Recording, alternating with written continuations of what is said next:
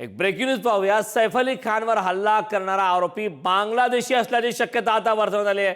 Mumbai police आरोपी बिजॉय दासच्या कागदपत्रांची पडताळणी करणार आहेत। मोहम्मद अलियान उर्फ मोहम्मद इलियास असं नाव असल्याचं कळतंय।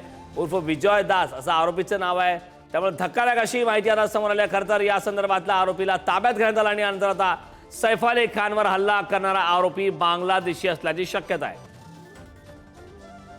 संदर्भात ताजे अपडेट देण्यासाठी आपले प्रतिनिधी निखिल चव्हाण आपल्यासोबत जोडलेत। निखिल, धक्कादायक अशी शक्यता आहे। खरं तर याआधी आपण पाहिलंय वारंवार बांगलादेशी असण्याच्या संदर्भात संशय व्यक्त करण्यात आला आहे। किरीट सोमय्या यांनी देखील परवा ट्विट केलं होतं की यांची संख्या मोठ्या प्रमाणात आहे आणि आता 3 दिवसानंतर सैफुल हल्ला करणाऱ्या आरोपीला अटक केलेला आहे आणि त्यानंतर पोलिसांना हा संशय आहे की तो बांगलादेशी आहे।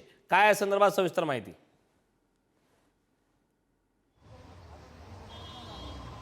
नक्कीच, कारण आपण पाहिलं तर पोलिसांनी काल रात्रीच या आरोपीला आहे ते ठाण्यातून अटक करण्यात आलेली आहे। परंतु ही अटक ताब्यात घेण्यात आल्याच्या नंतर पोलिसांनी याच्या संपूर्णपणे कागदपत्र तपासले असता याच्याकडे जे कागदपत्र आहेत त्याच्यामध्ये मोहम्मद अलियास अशा प्रकारचे जे 2 नावं आहेत ते देखील या ठिकाणी प्रामुख्याने पाहायला मिळतात आणि याने ही याआधी देखील नावं आहेत ती कामानिमित्त वापरलेली आहेत। त्यामुळे या संपूर्णपणे प्रकरणामध्ये हा जो बिजॉय दास बोलला जातोय तो नक्की या ठिकाणी बांगलादेशी असल्याचा पोलिसांना दाट संशय या ठिकाणी आहे आणि त्यामुळे त्या अनुषंगाने आता पोलीस पुन्हा एकदा या आरोपीचे आहेत ते कागदपत्र आहेत ते पुन्हा एकदा तपासणार आहेत आणि त्या अनुषंगाने पोलिसांनी आता ही संपूर्णपणे जी कारवाई आहे ती सुरू देखील केलेली आहे। परंतु याआधी त्याने ज्या ज्या ठिकाणी काम केलेलं आहे, कुठल्या ठिकाणी कुठले कागदपत्र दिलेले आहेत याची तपासणी आता पोलीस करतात। त्यामुळे हा जो आरोपी आहे तो बांगलादेशी असल्याचा पोलिसांना दाट संशय आणि त्या अनुषंगाने पोलिसांनी जो तपास आहे तो देखील केलेला आहे। जर का हा आरोपी बांगलादेशी असला तर बांगलादेशी विरोधी कारवाई ज्या पोलिसांच्या सुरू आहेत त्याच्यामध्ये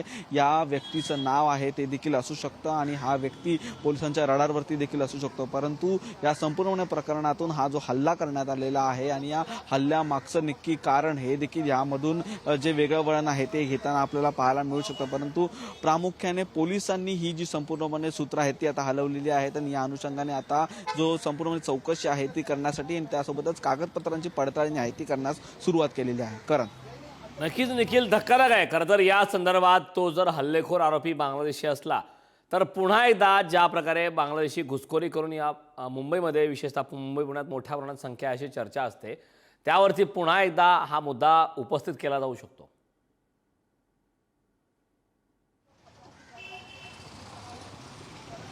नक्कीच हा मुद्दा जर पाहिला तर याआधी देखील अनेक कारवाया आहेत त्या गेल्या काही वर्षांमध्ये मुंबईमध्ये होताना पाहायला मिळालेल्या होत्या। अनेक ज्या कारवाया आहेत त्याच्यामध्ये प्रामुख्याने पोलिसांच्या रडारवरती असलेले ते म्हणजे या ठिकाणी जे घुसखोरी बांगलादेशी आहेत आणि या घुसखोरी बांगलादेशींकडे जे बनावट पद्धतीचं कागदपत्र आहे त्यामध्ये आधार कार्ड असेल, पॅन कार्ड असेल, त्यासोबतच त्यांच्याकडे बँकचे अकाउंट देखील या ठिकाणी आपल्याला आढळलेले आहेत। तर याच प्रकरणामध्ये या आरोपीकडे देखील अशा प्रकारची कागदपत्रे आहेत का हे देखील आता पोलीस तपासतात।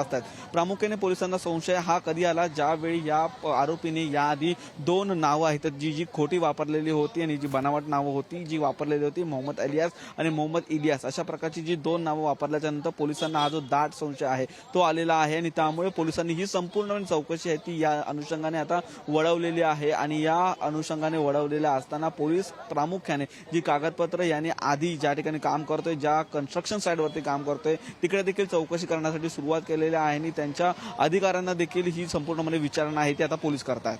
कारण नक्कीच निखिल, खूप खूप धन्यवाद या महत्त्वपूर्ण अशा माहितीसाठी।